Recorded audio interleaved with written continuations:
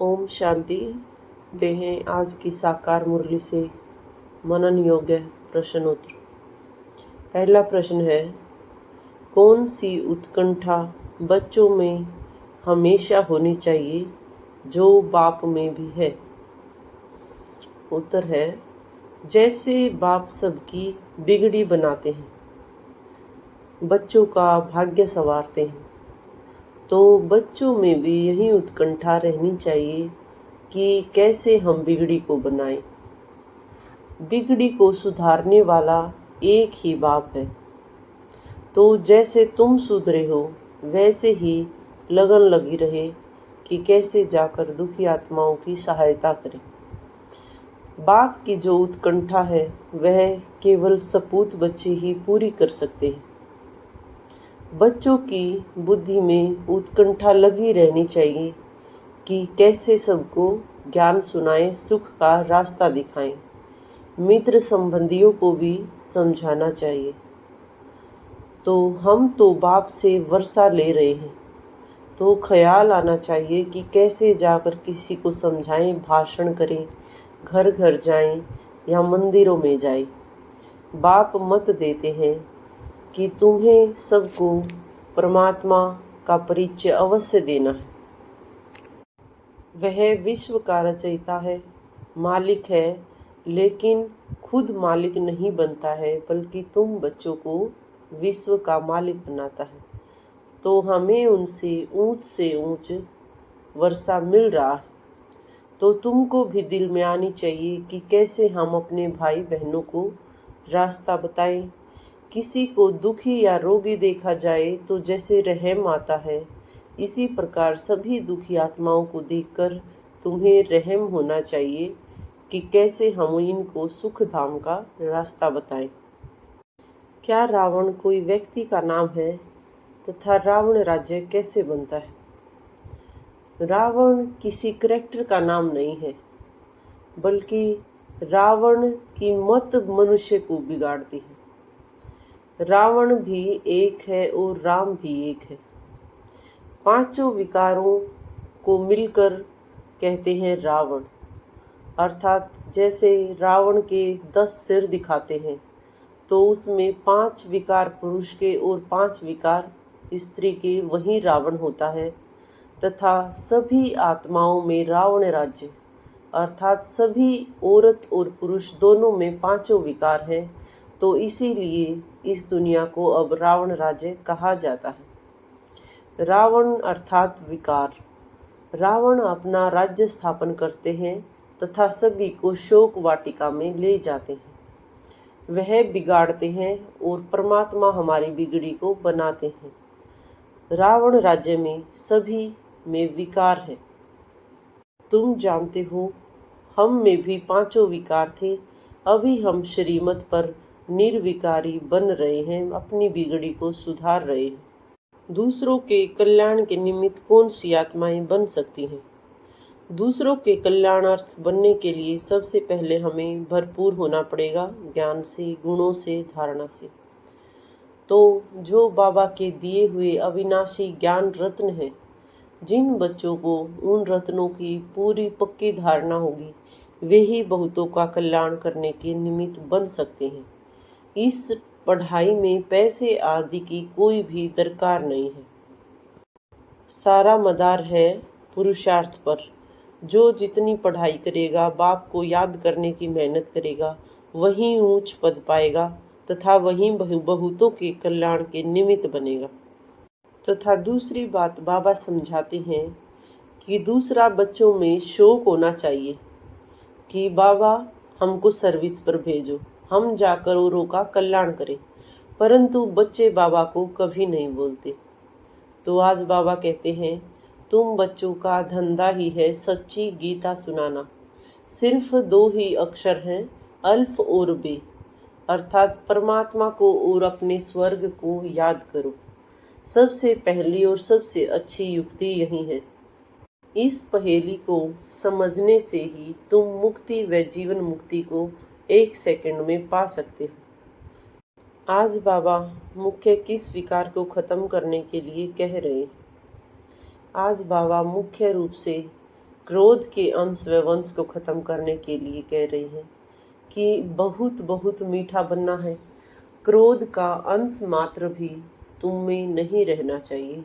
बाप समान रहमदिल बनना है और बहुत मीठा बनना है।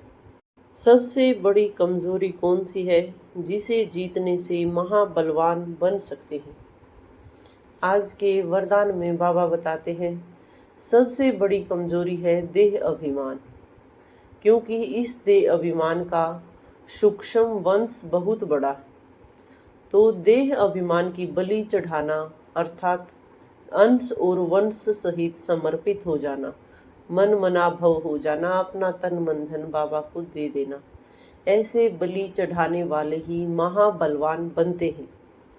तो यदि देह अभिमान का कोई भी अंश छिपा कर रख लिया और अभिमान को स्वमान समझ लिया तो इसमें अल्पकाल की विजय भले ही दिखाई दे, लेकिन बहुत काल की हार इसमें समाई हुई है। तो आज का बाबा का वरदान ही है देह अभिमान के अंश मात्र की भी बलि चढ़ाने वाले महाबलवान भव। यह ज्ञान वास्तविक रूप में कोई विरला ही क्यों समझ सकता है। आज मातेश्वरी के महावाक्यों में मम्मा बताते हैं कि इस अविनाशी ज्ञान को परमात्मा ज्ञान कहते हैं। इस ज्ञान का मतलब ही है जीते जी मर जाना। इसीलिए कोटों में कोई विरला से विरला इस ज्ञान को समझने की हिम्मत रखता है।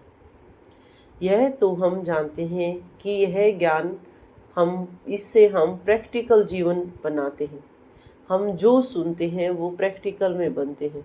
ऐसा ज्ञान और कोई भी साधु संत महात्मा दे नहीं सकता, क्योंकि मन मना भव यह फरमान सिर्फ परमात्मा ही दे सकते हैं। मन मना भव का अर्थ ही है मेरे साथ योग लगाओ। अगर मेरे साथ योग लगाएंगे तो मैं तुम्हें पापों से मुक्त कर वैकुंठ की बादशाही दूंगा और वहां पर चलकर तुम राज्य करेंगे। इसीलिए इस ज्ञान को राजाओं का राजा कहते हैं। तो अब यह ज्ञान लेना बहुत महंगा सौदा, क्योंकि ज्ञान लेना अर्थात एक ही धक से जीते जी पुरानी दुनिया से पुराने संबंधों से मर जाना। शास्त्रों आदि का ज्ञान लेना तो बिल्कुल सच्चा सौदा है। उसमें तो घड़ी घड़ी मरना होगा, क्योंकि वो परमात्मा का ज्ञान नहीं है। इसीलिए बाबा कहते हैं अभी जो करना है वो अब करो, फिर यह ज्ञान नहीं मिलेगा। अर्थात यह हमारा मर्जीवा जन्म है, जिसको असलियत रूप में धारण करने से हमें 21 जन्मों के लिए वर्षा मिलता है, बादशाही मिलती है। परम पिता परमात्मा को सत्य चित आनंद स्वरूप क्यों कहा गया? परम पिता परमात्मा को सत्य चित आनंद स्वरूप भी कहते हैं, क्योंकि वह अविनाशी इमोर्टल है। वो कभी असत्य नहीं होता, अजर अमर है। और परमात्मा को चैतन्य स्वरूप भी कहते हैं। चित्त अर्थात चैतन्य। चैतन्य का अर्थ ही है परमात्मा भी मन बुद्धि सहित है, क्योंकि उसको नॉलेजफुल पीसफुल कहा जाता है। वो ज्ञान और योग सिखला रहे हैं, इसीलिए परमात्मा को चैतन्य कहते हैं। भले वो अजन्मा है, हम आत्माओं की तरह जन्म नहीं लेता, लेकिन परमात्मा को भी यह नॉलेज और शांति ज्ञान देने के लिए ब्रह्मा बाबा का शरीर लोन पे लेना पड़ता है। तो वो जब चैतन्य है तभी तो मुख द्वारा हमें ज्ञान योग सिखला रहे हैं। और फिर परमात्मा को सत चित आनंद स्वरूप भी कहते हैं। तो यह सब गुण परमात्मा में भरे हुए हैं, इसीलिए परमात्मा को सुख दुख से न्यारा कहते हैं। हम ऐसे नहीं कहेंगे कि परमात्मा कोई दुखदाता है। वो सदा सुख आनंद का भंडार है। जब उसके गुण ही सुख आनंद देने वाले हैं तो वह हम आत्माओं को दुख कैसे दे सकते हैं।